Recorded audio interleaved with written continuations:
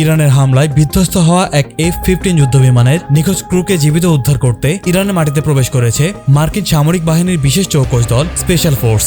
মধ্যপ্রাচ্যে যুক্তরাষ্ট্র ইরান উত্তেজনা এখন নতুন মাত্রায় পৌঁছেছে। আকাশে হামলা, মাটিতে তল্লাশি, আর সময়ের বিরুদ্ধে শুরু হয়েছে এক রুদ্ধশ্বাস অভিযান। শুক্রবার দিনের শুরুতে ইরানের আকাশে ভূপাতিত হয় মার্কিন বিমান বাহিনীর F-15E স্ট্রাইক ঈগল যুদ্ধবিমান। এই বিমানে সাধারণত 2 জন ক্রু থাকেন, একজন পাইলট এবং একজন ওয়েপন সিস্টেম অফিসার। মার্কিন বাহিনী ঝুঁকিপূর্ণ অভিযানের মাধ্যমে একজন ক্রুকে উদ্ধার করতে সক্ষম হয়েছে। তিনি বর্তমানে চিকিৎসাধীন অবস্থায় রয়েছেন বলে জানা গেছে। তবে দ্বিতীয় ক্রু সদস্য এখনও নিখোঁজ এবং তার অবস্থান সম্পর্কে নিশ্চিত কোনো তথ্য এখনও পাওয়া যায়নি। এই ঘটনায় শুক্রবার 3 এপ্রিল রাতে ইরানে প্রবেশ করেছে মার্কিন সামরিক বাহিনীর বিশেষ চৌকস দল বলে জানিয়েছে ব্রিটিশ সংবাদ মাধ্যম দ্য টেলিগ্রাফ। গত 5 সপ্তাহের রক্তক্ষয়ী লড়াইয়ে এই প্রথম মার্কিন স্থল বাহিনী সরাসরি ইরানের ভূখণ্ডে পা রাখল।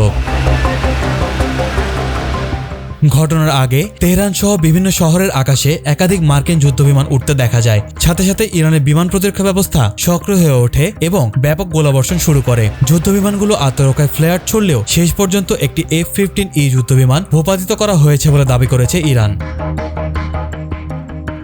একই সময়ে উদ্ধার অভিযানে যাওয়া ব্ল্যাক হক হেলিকপ্টারের ওপরও গুলি চালানো হয়। একটি হেলিকপ্টারের পেছনের অংশে আগুন ধরে গেলে সেটি শেষ পর্যন্ত নিরাপদে অবতরণ করতে সক্ষম হয়। বিশেষজ্ঞরা বলছেন, শত্রু ভূখণ্ডে এমন উদ্ধার অভিযান সামরিক দৃষ্টিকোণ থেকে সবচেয়ে বিপজ্জনক মিশনগুলোর একটি। এদিকে ইরানের আধা সরকারি সংবাদ সংস্থা তাসনিম নিউজ দাবি করেছে আরও একটি মার্কিন ইসরায়েলি যুদ্ধবিমান ভূপাতিত করা হয়েছে। ধ্বংসাবশেষের ছবিতে একটি ইঞ্জিনের একজস্ট দেখা যাওয়ায় বিশেষজ্ঞদের ধারণা বিমানটি F-16 অথবা F-35 হতে পারে। তবে অধিকাংশরাই মনে করছেন এটি F-16 হওয়ার সম্ভাবনাই বেশি। অন্যদিকে দুর্গম পাহাড়ি অঞ্চলগুলোতে স্থানীয় জনগণকে তল্লাশির আহ্বান জানিয়েছে ইরানি কর্তৃপক্ষ।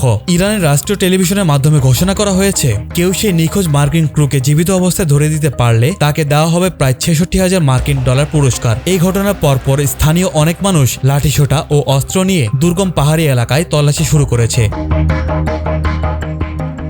সব মিলিয়ে আকাশযুদ্ধ থেকে শুরু করে মাটিতে তল্লাশি, নিখোঁজ সেই মার্কিন ক্রুকে ঘিরে পরিস্থিতি ক্রমশই আরো জটিল হয়ে উঠেছে। উদ্ধার নাকি আটক, শেষ পর্যন্ত কি ঘটবে সেটাই এখন দেখার অপেক্ষায় পুরো বিশ্ব। নাইমান লাফি, নিউজ ডেস্ক, নিউজ 24 ঘন্টা।